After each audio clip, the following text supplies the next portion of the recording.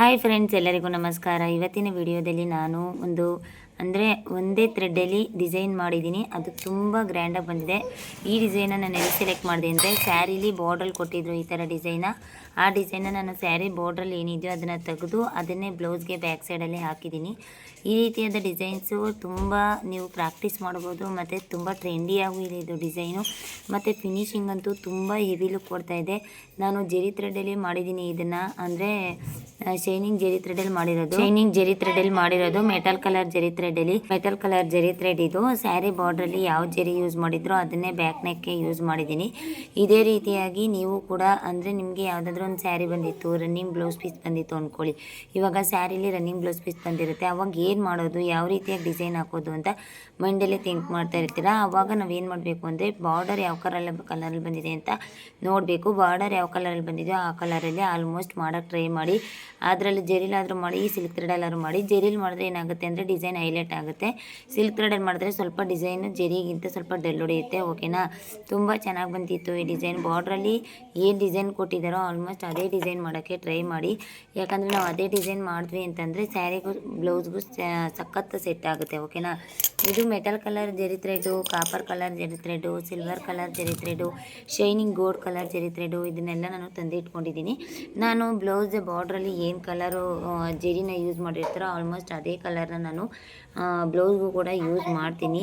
ಯಾಕಂದರೆ ಬೇರೆ ಕಲರ್ ಜೆರಿ, ಬೇರೆ ಕಲರ್ ಸಿಲ್ಕ್ ಥ್ರೆಡ್ ಅದನ್ನೆಲ್ಲ ಯೂಸ್ ಮಾಡಿದ್ರೆ ಅದು ಫಿನಿಶಿಂಗ್ ಅಷ್ಟು ಚೆನ್ನಾಗಿ ಕಾಣಲ್ಲ ಮತ್ತು ಬ್ಲೌಸ್ಗೂ ಸ್ಯಾರಿಗೂ ಸೆಟ್ಟೇ ಆಗಲ್ಲ. ಅದಕ್ಕೋಸ್ಕರ ಹೇಳ್ತಾ ಇದ್ದೀನಿ. ನಾವು ಆಲ್ಮೋಸ್ಟ್ ನೋಡಿ, ಅಲ್ಲಿ ಸ್ಯಾರಿ ಬಾರ್ಡ್ರಲ್ಲಿರೋ ಜೆರಿ ಮತ್ತು ನಾನು ಹಾಕಿರೋ ಜೆರಿ ಎರಡೂ ಒಂದೇ ಕಲರ್ ಇದೆ. ಓಕೆನಾ, ಪದೇ ಪದೇ ಥ್ರೆಡ್ನ ಚೇಂಜ್ ಮಾಡೋದು ತಪ್ಪುತ್ತೆ, ಪದೇ ಥ್ರೆಡ್ನ ಕಳೆಯೋದು ತಪ್ಪುತ್ತೆ. ಒಂದೇ ಕಲರ್ ಜೆರಿನ ಯೂಸ್ ಮಾಡಿ. ನಾನು ಇವಾಗ ಈ ಜೆರಿ ಥ್ರೆಡ್ಗೆ 80 ರೂಪಾಯಿ ಕೊಟ್ಟು ಈಗ ಜೆರಿ ತಂದಿದ್ದೀನಿ.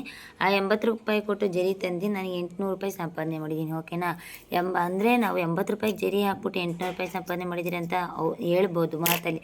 ಬಟ್ ಆದರೆ ನಾವು ಅದನ್ನು ಡಿಸೈನ್ ಮಾಡಬೇಕಾದ್ರೆ ಎಷ್ಟು ಕಷ್ಟ ಆಗುತ್ತೆ ನಮಗೆ, ಮತ್ತು ಅದೆಲ್ಲ ಫಿನಿಶಿಂಗ್ ಕೂರಿಸ್ಬೇಕಂದ್ರೆ ಎಷ್ಟು ಕಷ್ಟ ಇರುತ್ತೆ, ತುಂಬ ಟೈಮ್ ತೊಗೊಳುತ್ತೆ. ಅದಕ್ಕೋಸ್ಕರ ನಾವು ಮಷಿನ್ ಎಂಬ್ರಾಯ್ಡ್ರಿ, ಹ್ಯಾಂಡ್ ಎಂಬ್ರಾಯ್ಡ್ರಿ ಅದೆಲ್ಲ ತುಂಬ ಕಾಸ್ಟ್ ಇರುತ್ತೆ. ಓಕೆನಾ, ಯಾಕಂದರೆ ನಮಗೆ ಟೈಮ್ ಜಾಸ್ತಿ ತೊಗೊಳುತ್ತೆ, ತಲೆ ಬಿಸಿ ತುಂಬ ಇರುತ್ತೆ, ನಮಗೆ ತಲೆ ಬಿಸಿ ಕೆಲಸ ಜಾಸ್ತಿನೇ ಇರುತ್ತೆ. ಅದಕ್ಕೋಸ್ಕರ ನಾವು ಅಷ್ಟು ಅಮೌಂಟ್ ತೊಗೊಳ್ಳೋದು. ಓಕೆನಾ, ಇದನ್ನು 200-250 ರುಪೀಸ್ಗೆಲ್ಲ ಹಾಕ್ಕೊಡ್ತಾರೆ. ಯಾರು ಇವಾಗ ಹಿಂದಿಯವರು ವರ್ಕ್ ಆಗ್ತಾರಲ್ಲ ಅವರು.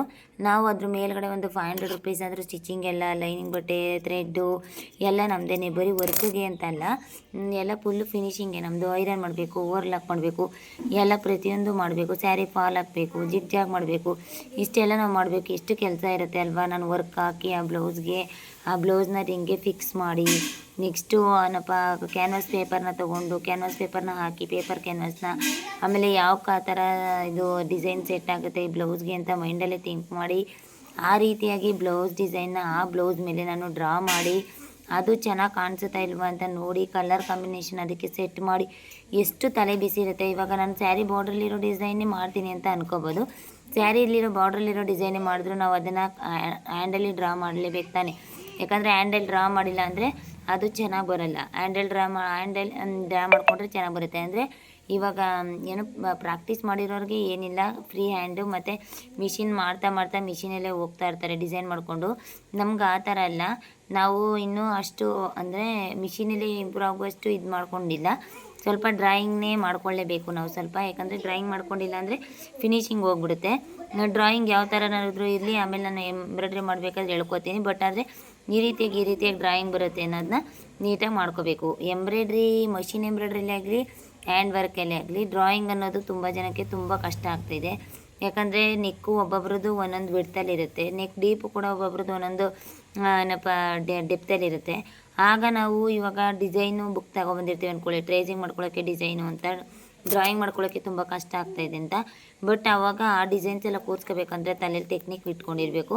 ಯಾವ ಥರ ಮಡಗಿದ್ರೆ ಪೇಪರ್ನ ಎಲ್ಲಿಗೆ ಯಾವ ಡಿಸೈನ್ನ ಕೂರಿಸಿದ್ರೆ ಚೆನ್ನಾಗಿರುತ್ತೆ, ಮತ್ತು ಪೇಪರ್ನ ಯಾವ ಥರ ತಿರ್ಗಿಸ್ಕೊಂಡು ನಾವು ಡ್ರಾಯಿಂಗ್ ಮಾಡಬೇಕು, ಅದನ್ನೆಲ್ಲ ನಾವು ಮೈಂಡಲ್ಲೇ ಥಿಂಕ್ ಮಾಡಬೇಕಾಯ್ತದೆ.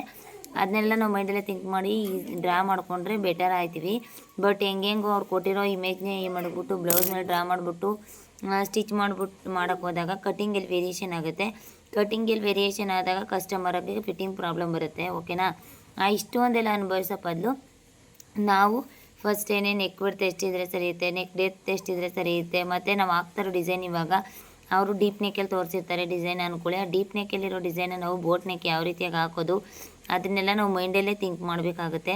ಯಾಕಂದರೆ ಇವಾಗ ಬೋಟ್ ನೆಕ್ ತುಂಬ ಜನ ಇಷ್ಟಪಡ್ತಾರೆ. ಡೀಪ್ ನೆಕ್ಕಲ್ಲಿರೋ ಡಿಸೈನೇ ಬೋಟ್ ನೆಕ್ ಅಪ್ಲೈ ಮಾಡಿ ನನಗೆ ಈ ಥರ ಶೇಪ್ ಕೊಡಿ ಅಂತ ಕಸ್ಟಮರೇ. ನಾವು ಮುಂಚೆ ಎಲ್ಲ ಟೈಲರ್ಸ್ಗಳು ಏನಿತ್ತು ಗೊತ್ತಾ, ಟೈಲರ್ಗಳಿಗೆ ಇಷ್ಟೇಳಿ ನಾವು ಮದುವೆ ಕಣೋಣ ತಗೊಳ್ಳೋಣ ಬಟ್ಟೆನ, ಯಾವ ಡಿಸೈನ್ ಚೆನ್ನಾಗಿ ಕಾಣ್ತದೆ ಅದನ್ನು ಹಾಕ್ಬಿಡೋಣ ಅಂತ ಹೇಳ್ಬಿಟ್ಟು ಬಂದ್ಬಿಡುವು. ಆದರೆ ಈಗ ಹಂಗಲ್ಲ.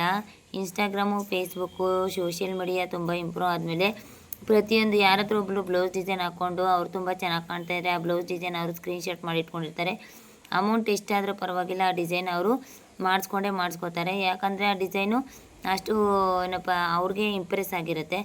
ಆಗ ಆ ಥರ ಅವ್ರ ಡಿಸೈನ್ ಅವರೇ ಸೆಲೆಕ್ಟ್ ಮಾಡಿ ಇಟ್ಕೊಂಡಿದ್ದಾಗ ನಾವು ಆ ಡಿಸೈನ್ಗೆ ತಯಾರಾಗಬೇಕಾಗುತ್ತೆ. ಆ ಡಿಸೈನ್ ಯಾವ ಥರ ಮಾಡೋಕ್ಕಾಗಲ್ಲ ಅಂತ ಹೇಳುವಂಗೆ ಇಲ್ಲ. ಯಾಕಂದರೆ ಎಲ್ಲ ಥರದ ಕೆಲಸನ ಕಲಿತ ಮೇಲೆ ನಾವು ಯಾವುದೇ ಡಿಸೈನ್ ಬಂದರೂ ಮಾಡಬೇಕು. ಮಾಡದೆ ಬಿಟ್ಟರೆ ಅದು ಹೋಯ್ತು ಅಲ್ವಾ. ಇವಾಗ ಕಸ್ಟಮರ್ಗೆ ನಾವು ಈ ಡಿಸೈನ್ ಬೇಡ, ಚೆನ್ನಾಗಿಲ್ಲ, ಬೇರೆ ಡಿಸೈನ್ ಮಾಡ್ಕೊಡ್ತೀನಿ ಅಂತ ಹೇಳೋಕ್ಕೂ ಆಗಲ್ಲ. ಯಾಕಂದರೆ ಅವರು ಕಸ್ಟಮರ್ ಒಪ್ಪೋದು ಇಲ್ಲ. ಮಾಡಬೇಕಾಯ್ತದೆ ಅಂತಲೇ ಇವ್ರು ಈ ಥರ ಹೇಳ್ತವ್ರೆ ಅಂತ ಅಂತಾರೆ. ಅದಕ್ಕೋಸ್ಕರ ಈಗ ಹೆಂಗೆ ಮಾಡಿದ್ರೂ ಕಷ್ಟ, ಎಲ್ಲದಕ್ಕೂ ನಾವು ತಯಾರಾಗಿರಬೇಕು. ಯಾಕಂದರೆ ಇದು ಕಾಲ ಎಲ್ಲ ಮಾಡುವಂಥ ಏನಪ್ಪ ಸಿಚುವೇಶನ್ ಬಂದಿದೆ. ಮನುಷ್ಯರು ಬೇಕಾಗೇ ಇಲ್ಲ. ಇವಾಗ ಮನುಷ್ಯರ ಅವಶ್ಯಕತೆ ಕಮ್ಮಿ ಆಗ್ತಾಯಿದೆ. ಅದಕ್ಕೋಸ್ಕರ ಹೇಳ್ತಾ ಇದ್ದೀನಿ, ಪ್ರತಿಯೊಂದು ನಾವು ಪ್ರಾಕ್ಟೀಸ್ ಮಾಡಿದ್ವಿ ಅಂದರೆ ನಮ್ಮ ಲೈಫಲ್ಲಿ ಯಾವುದಾದ್ರೂ ಒಂದು ಕೈ ಹಿಡಿಬೋದು ಅಂತ ನನ್ನ ಅನಿಸಿಕೆ. ಯಾಕಂದರೆ ನಾವು ಏನಪ್ಪ ಇದನ್ನೇ ನಾವು ಒಂದೇ ಫೀಲ್ಡ್ನ ನಂಬ್ಕೊಂಡಿರಬಾರ್ದು.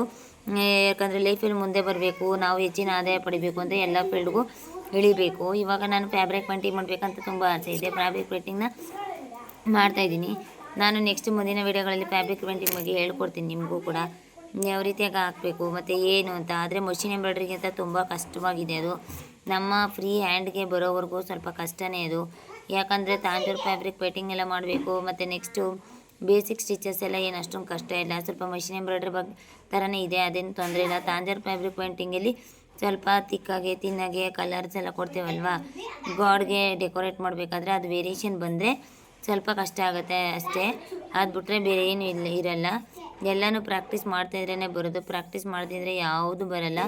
ಓಕೆನಾ. ನೋಡಿ, ನಾನು ಮ್ಯಾಂಗೋ ಶೇಪ್ಗೆ ಫಸ್ಟು ಕೋನ್ ಶೇಪ್ನ ಡ್ರಾ ಮಾಡ್ಕೊಂಡಿದ್ದೆ. ಮ್ಯಾಂಗೋ ಶೇಪ್ ಇದೆ ಬಾರ್ಡ್ರಲ್ಲಿ ಅಂತ ನಾನು ಹೇಳಿಲ್ವಾ. ಆ ಮ್ಯಾಂಗೋ ಶೇಪ್ನೇ ನಾನು ಏನಪ್ಪ ಜರಿ ಥ್ರೆಡ್ಡಲ್ಲಿ ಈಗ ಡ್ರಾ ಮಾಡ್ತಾಯಿದ್ದೀನಿ. ಅದೇ ಥರ ನೀವು ಕೂಡ ಡ್ರಾ ಮಾಡ್ಕೊಳ್ಳಿ. ಈ ಡಿಸೈನ ಬೇಕಾದ್ರೆ ನೀವು ರಫ್ ಆಗಿ ಬರ್ಕೊಂಡು ಒಂದು ವೇಸ್ಟ್ ಬಟ್ಟೆ ಮೇಲೆ ಟ್ರೈ ಮಾಡಿ ನೋಡಿ. ಈ ಥರ ಡಿಸೈನ್ಸಲ್ಲಿ ನೀವು ಅಟ್ರಾಕ್ಷನ್ ಆಗಿ ಬರೋ ಥರ ಕಸ್ಟಮರ್ಗೆ ಮಾಡಿಕೊಟ್ರಿ ಅಂದರೆ ಅವರು ಮತ್ತೆ ಬರ್ತಾರೆ. ಈ ಥರ ಡಿಸೈನ್ ಹಾಕ್ಕೊಡಿ, ಈ ಥರ ಡಿಸೈನ್ ಹಾಕ್ಕೊಡಿ ಅಂತ. ಆವಾಗ ನಿಮಗೆ ಮೋಡ್ ಆಫ್ ಅಟ್ರಾಕ್ಷನ್ ಆಗುತ್ತೆ. ಓಕೆನಾ. ನಾನು ಈ ರೀತಿಯಾದ ಡಿಸೈನ್ಸ್ ಎಲ್ಲ ಯಾಕೆ ಹೇಳ್ಕೊಡ್ತಾ ಇದ್ದೀನಿ ಅಂತಂದರೆ, ಒಂದೇ ಥರದ ಡಿಸೈನ್ ಹಿಂದಿ ಚಾನಲೆಲ್ಲ ಓಪನ್ ಮಾಡಿ ನೋಡಿ. ಒಂದೇ ಥರ ಅಂದರೆ ಸ್ವಲ್ಪ ಒಂದೊಂದಕ್ಕೊಂದೊಂದು ಹೋಲಿಕೆ ಆಗ್ತಾ ಇರುತ್ತೆ. ಡೀಪ್ ನೆಕ್ಕಲ್ಲಿ ಸ್ವಲ್ಪ ಬೋಟ್ ನೆಕ್ಕಲ್ಲಿ ತೋರಿಸಿದ್ದಾರೆ ಅಷ್ಟು. ಡಿಫ್ರೆಂಟಾಗಿ ಯಾವುದು ತೋರಿಸಿಲ್ಲ ಅಷ್ಟು ಬ್ಲೌಸ್ ಡಿಸೈನ್ಸ. ನಾನು ಡಿಫ್ರೆಂಟಾಗೆಲ್ಲ ಟ್ರೈ ಮಾಡಬೇಕು ಅಂತ ಟ್ರೈ ಮಾಡಿದ್ದೀನಿ. ಕಟ್ ವರ್ಕ್ ಬ್ಲೌಸ್ ಡಿಸೈನ್ ಮಾಡಬೇಕಂತ ತುಂಬ ಆಸೆ ಇದೆ. ನೋಡೋಣ, ಕಟ್ ವರ್ಕ್ ಬ್ಲೌಸ್ ಡಿಸೈನ್ನ ಮಾಡಬೇಕು. ಕಟ್ ವರ್ಕ್ ಬ್ಲೌಸ್ ಡಿಸೈನ್ ಮಾಡಿದಾಗ ನಾನು ನಿಮಗೆ ವೀಡಿಯೋನ ತಿಳಿಸ್ತೀನಿ. ಓಕೆನಾ. ವೀಡಿಯೋನ ಕಳಿಸ್ತೀನಿ. ವೀಡಿಯೋ ನೋಡೋರಂತೆ. ವೀಡಿಯೋ ಫುಲ್ಲಾಗಿ ನೋಡಿ ನಿಮ್ಗೆ ಏನು ಅನಿಸು ಅಂತ ಕಮೆಂಟ್ಸ್ ಬಾಕ್ಸಲ್ಲಿ ತಿಳಿಸೋರಂತೆ. ಇದೇ ರೀತಿಯಾಗಿ ಪ್ರಾಕ್ಟೀಸ್ ಮಾಡ್ತಾಯಿರಿ. ನಾನು ನಮ್ಮ ಸ್ಟೂಡೆಂಟ್ಸ್ ಯಾವ ರೀತಿಯಾಗಿ ಡಿಸೈನ್ಸ್ ಮಾಡಿದರು ಅಂತ ನಿನ್ನೆ ವಿಡಿಯೋದಲ್ಲಿ ಅಪ್ಲೋಡ್ ಮಾಡಿದ್ದೀನಿ. ನಿನ್ನೆ ವಿಡಿಯೋದಲ್ಲಿ ಅಪ್ಲೋಡ್ ಮಾಡಿದಾಗ ನೋಡಿರೋರಿಗೆ ಗೊತ್ತಾಗ್ಬೋದು ಯಾವ್ಯಾವ ಥರ ನಮ್ಮ ಸ್ಟೂಡೆಂಟ್ಸ್ ಎಲ್ಲ ಮಾಡಿದ್ದಾರೆ ಆ ವರ್ಕ್ನ, ಮತ್ತು ಅವ್ರು ಯಾವ ಥರ ಇಂಪ್ರೂವೈಸ್ ಆಗಿದ್ದಾರೆ, ಬೇಸಿಕಲ್ಲಿ ಯಾವ ಥರ ಇತ್ತು, ಮತ್ತು ಇದು ಅಡ್ವಾನ್ಸ್ ಲೆವೆಲ್ಗೆ ಹೋದ್ಮೇಲೆ ಯಾವ ಥರ ಆಗಿದ್ದಾರೆ ಅಂತ ನೀವು ನೋಡ್ಬೋದು. ಆ ವಿಡಿಯೋದಲ್ಲಿ ನೋಡ್ಬೋದು. ಆ ವಿಡಿಯೋನ ನೋಡಲಿಲ್ಲ ಅಂದರೆ ಹೀಗೆ ನೋಡಿ ಹಾಕಿದ್ದೀನಿ. ಆಲ್ಮೋಸ್ಟ್ ನನಗೆ ಬಂದಿರೋ ಇಮೇಜಸ್ ಎಲ್ಲ ಅಪ್ಲೋಡ್ ಮಾಡಿದ್ದೀನಿ ಅಂತ ನನಗನ್ಸುತ್ತೆ. ಬಟ್ ಆದರೆ ಇದು ಸ್ವಲ್ಪ ಕೆಲವೊಂದು ಇಮೇಜಸ್ಗಳು ಬಂದಿಲ್ಲ ಅಂದರೆ ದಯವಿಟ್ಟು ನಮ್ಮ ಸ್ಟೂಡೆಂಟ್ಸ್ ಬೇಜಾರು ಮಾಡ್ಕೋಬೇಡಿ ಪ್ಲೀಸ್. ಯಾಕಂದರೆ ನಿಮ್ಮದು ಚೆನ್ನಾಗಿಲ್ಲ ಅಂತ ಏನಿಲ್ಲ, ನಿಮ್ಮದು ಚೆನ್ನಾಗಿದೆ. ಬಟ್ ಆದರೆ ಅಲ್ಲಿ ಯಾವುದು ಡಿಸಪೇರ್ ಆಗದೆ ಉಳ್ಕೊಂಡಿತ್ತು ಮೆಸೇಜಲ್ಲಿ, ಅದನ್ನೆಲ್ಲ ಅಪ್ಲೋಡ್ ಮಾಡಿದ್ದೀನಿ. ಓಕೆನಾ. ಇದೇ ರೀತಿಯಾಗಿ ಪ್ರಾಕ್ಟೀಸ್ ಮಾಡ್ತಾಯಿರಿ. ನನಗೆ SLVM ಟೈಲರಿಂಗ್ ಕ್ಲಾಸ್ಗೆ ಸ್ವಲ್ಪ ಸಪೋರ್ಟ್ ಮಾಡಿ. ಸಬ್ಸ್ಕ್ರೈಬ್ ಮಾಡಿಕೊಂಡು ಪೂರ್ತಿ ವೀಡಿಯೋ ನೋಡಿ, ಲಾಸ್ಟ್ವರೆಗೂ ಕೊನೆವರೆಗೂ ವೀಡಿಯೋ ನೋಡಿ. ಒಂದು ಪಾಯಿಂಟ್ ಬಿಡ್ದಂಗೆ ಮಷಿನ್ ಎಂಬ್ರಾಯ್ಡ್ರಿಯಲ್ಲಿ ನೀವು ಇಂಪ್ರೂವ್ ಆಗಬೇಕು ಅಂದರೆ ಎಲ್ಲಿಂದ ಎಲ್ಲಿಗಾರ ಆಗಲಿ ಬರಬೇಕು. ಮತ್ತು ನೆಕ್ಸ್ಟು ಏನಂದರೆ ಮಿಸ್ಟೇಕ್ ಜಾಸ್ತಿ ಮಾಡೋಕ್ಕೆ ಹೋಗಬೇಡಿ. ಡ್ರಾಯಿಂಗ್ ಮಾಡೋಕ್ಕೆ ಹೋಗಿ ಗಜಿಬಿಜಿ ಥರ ಎಲ್ಲ ಡ್ರಾಯಿಂಗ್ ಮಾಡೋದು, ಪೆನ್ಸಿಲಲ್ಲಿ ಡಾರ್ಕಾಗಿ ಡ್ರಾಯಿಂಗ್ ಮಾಡೋದು, ಚಾಕ್ ಪೀಸಲ್ಲಿ ಡಾರ್ಕಾಗಿ ಡ್ರಾಯಿಂಗ್ ಮಾಡೋದು. ಈಗ ಪರ್ಪಲ್ ಕಲರ್ ಇರೋ ಬ್ಲೌಸು ವೈಟ್ ಕಲರ್ ಆಗಿಬಿಡುತ್ತೆ. ಆ ಥರ ಎಲ್ಲ ಮಾಡೋಕ್ಕೆ ಹೋದರೆ ಅದಕ್ಕೆ ಸ್ವಲ್ಪ ಬರದೆ ನೋಡಿ. ನಿಮ್ಮ ಪ್ರಾಕ್ಟೀಸ್ ಮೇಲೆ ಡಿಪೆಂಡ್ ಆಗುತ್ತೆ ಅದು. ಚಾಕ್ ಪೀಸಲ್ಲಿ ಜಾಸ್ತಿ ಬರೆಯೋದು, ಬಟ್ಟೆ ಎಲ್ಲ ಗಲೀಜು ಮಾಡೋದು, ಆ ಥರ ಎಲ್ಲ ನೀವು ಮಾಡಿದ್ರಿ ಅಂದರೆ ಅದು ಏನಾಗುತ್ತೆ ಅಂದರೆ ಬಟ್ಟೆ ಎಲ್ಲ ಫುಲ್ ವೈಟ್ ಥರ ಆಗಿಬಿಡುತ್ತೆ. ಆಮೇಲೆ ಅದು ಫಿನಿಶಿಂಗ್ ನೀಟಾಗಿ ಬರೋಲ್ಲ. ಸ್ವಲ್ಪ ಲೈಟಾಗಿ ಬರ್ಕೊಂಡು ಪ್ರಾಕ್ಟೀಸ್ ಮಾಡೋದು ಕಲೀರಿ. ಇಲ್ಲ ಕಾಟನ್ ಬಟ್ಟೆ ಮೇಲೆ ಫಸ್ಟ್ ಡಾರ್ಕಾಗಿ ಬರ್ಕೊಂಡು ಚೆನ್ನಾಗಿ ಪ್ರಾಕ್ಟೀಸ್ ಕೊಡಿ. ಪ್ರಾಕ್ಟೀಸ್ ಎಲ್ಲ ಚೆನ್ನಾಗಿ ಆದಮೇಲೆ ಬೇಕಾದ್ರೆ ಬಟ್ಟೆ ಮೇಲೆ ಮೇನ್ ಕ್ಲಾತ್ ಮೇಲೆ ಆಮೇಲೆ ಮಾಡೋರಂತೆ. ಕಾಟನ್ ಪೀಸ್ ಮೇಲೆ ಫಸ್ಟು ಟ್ರೈ ಮಾಡಿ, ಓಕೆನಾ? ಯಾರ್ಯಾರಿಗೆ ಈ ಡಿಸೈನ್ ಇಷ್ಟ ಆಯಿತೋ ದಯವಿಟ್ಟು ಲೈಕ್ ಮಾಡಿ, ಶೇರ್ ಮಾಡಿ, ಸಬ್ಸ್ಕ್ರೈಬ್ ಆಗೋದನ್ನ ಮರಿಬೇಡಿ. ಕೊನೆವರೆಗೂ ವಿಡಿಯೋ ನೋಡಿ. ನಮ್ಮ ವಿಡಿಯೋದಲ್ಲಿ ಎಲ್ಲ ಥರದ ಟಿಪ್ಸ್ಗಳನ್ನು ನಾವು ನಿಮಗೆ ತಿಳಿಸ್ತೀವಿ. ಆಲ್ಮೋಸ್ಟ್ ನಮ್ಗೆ ಗೊತ್ತಿರೋ ಟಿಪ್ಸ್ಗಳನ್ನ ತಿಳಿಸ್ತೀವಿ. ಬೇರೆ ನಿಮಗೆ ಏನು ಇನ್ಫಾರ್ಮೇಷನ್ ಬೇಕಾಗಿದೆ ಅದನ್ನು ಕಮೆಂಟ್ಸ್ ಬಾಕ್ಸಲ್ಲಿ ತಿಳಿಸಿ ಸಾಕು. ಅದ್ರ ಬಗ್ಗೆ ಮಾಹಿತಿ ನಾನು ನೆಕ್ಸ್ಟ್ ವೀಡಿಯೋದಲ್ಲಿ ಕೊಡೋಕ್ಕೆ ಟ್ರೈ ಮಾಡ್ತೀನಿ. ನಾನು ಈ ಥರ ಡಿಸೈನ್ಸ್ ಎಲ್ಲ ಕಸ್ಟಮರ್ಗೆ ಹಾಕಿ ಕೊಟ್ಟೆ. ತುಂಬ ಚೆನ್ನಾಗಿ ಬಂದಿದೆ ಇದು ಡಿಸೈನು. ನೋಡಿ, ಅದು ಜರೀಲಿ ಮಾಡಿದರೂ ಕೂಡ ಎಷ್ಟು ಶೈನಿಂಗಾಗಿ ಹೊಳಿತಾ ಇದೆ ಅಂತ. ಅಷ್ಟೇ ಶೈನಿಂಗಾಗಿ ನಿಮ್ಮ ಡಿಸೈನು ಕೂಡ ಹೊಲಿಬೇಕು ಅಂದರೆ ನಾವು ಹೇಳ್ಕೊಡುವಂಥ ಟಿಪ್ಸ್ಗಳನ್ನ ಮೆಷಿನ್ ಎಂಬ್ರಾಯ್ಡ್ರಿಗೆ ಫಾಲೋ ಮಾಡಿ. ಇದೇ ರೀತಿಯಾಗಿ ನಮ್ಮ ಚಾನಲ್ನ ಕಂಟಿನ್ಯೂಸ್ ಆಗಿ ನೋಡಿ ಇದೇ ಥರ ಸಪೋರ್ಟ್ ಮಾಡ್ತಾರೆ ಅಂತ ಹೇಳ್ತಾ, ಮುಂದಿನ ವಿಡಿಯೋದಲ್ಲಿ ನೆಕ್ಸ್ಟ್ ಡಿಸೈನ್ಗೆ ವೇಟ್ ಮಾಡ್ತಾಯಿರಿ. ನೆಕ್ಸ್ಟ್ ಇನ್ನೊಂದು ಡಿಸೈನ್ ತೋರಿಸ್ಕೊಡ್ತೀನಿ. ಇದೇ ರೀತಿಯಾಗಿ ಪೂರ್ತಿಯಾಗಿ ವಿಡಿಯೋ ನೋಡಿ. Thank you so much, all of you. Bye bye. Design ಯಾವ ಥರ ಫಿನಿಶಿಂಗ್ ಬಂದಿದೆ ಅಂತ ನೋಡೋರಂತೆ. ನೋಡಿ, ಫೈನಲ್ ಟಚ್ ಫಿನಿಶಿಂಗ್ ಈ ಥರ ಬಂತು. ತೋಳಿಗೆ ಸ್ಮಾಲ್ ಮ್ಯಾಂಗೋ ಬುಟ್ಟ ಡಿಸೈನ್ ಇಟ್ಟಿದೆ. ಇದೇ ರೀತಿಯಾಗಿ ಪ್ರಾಕ್ಟೀಸ್ ಮಾಡಿ ನೀವು ಕೂಡ ಎಕ್ಸ್ಪರ್ಟ್ ಆಗಿ ಮೆಷಿನ್ ಎಂಬ್ರಾಯ್ಡ್ರಿ ಅಂತ ಹೇಳ್ತಾ ನನ್ನ 2 ಮಾತುಗಳನ್ನ ಮುಗಿಸ್ತಾ ಇದ್ದೀನಿ. Thank you so much, all of you. Bye bye.